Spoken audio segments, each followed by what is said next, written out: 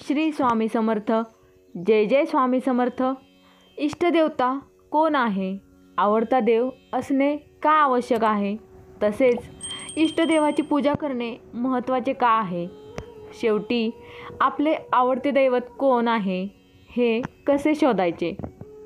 इष्टदेव शोधण्यासाठी कुंडलीच्या 5व्या घरापासून 5वे घर मोजले जाते. म्हणजे कुंडलीच्या शीर्षस्थानी जिथे लग्न लिहिलेले आहे तिथून डावीकडील 5व्या चौकापर्यंत, म्हणजेच कुंडलीच्या 5व्या घरातून इष्टदेव ओळखला जातो. या घरात असलेल्या राशीच्या घरातला देव आपला इष्टदेव आहे. इष्टदेवताची उपासना केल्याने सर्व प्रकारचे दोष दूर होतात. त्यांना प्रसन्न केले तर जीवनात आनंद राहतो.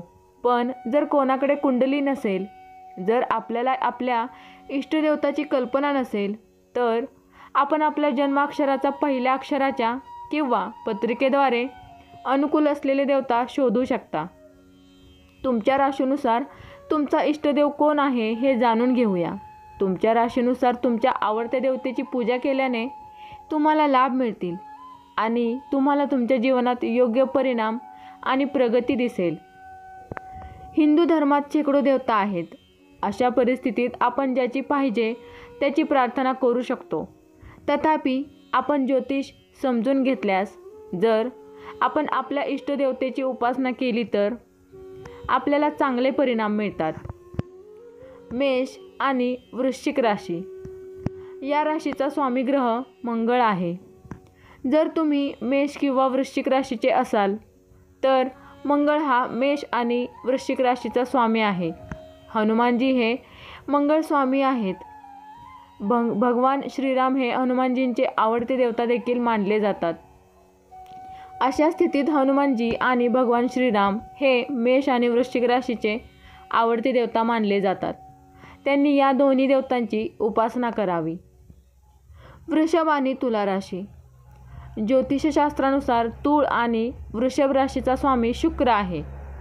शुक्र ग्रहाचा स्वामी आराध्य माता दुर्गा आहे. या कारणास्तव वृषभ आणि तूळ राशीची आवडती देवता माता दुर्गा आहे. हे लोक दुर्गादेवीची पूजा करू शकतात आणि चांगले परिणाम मिळवू शकतात. मिथुन व कन्या.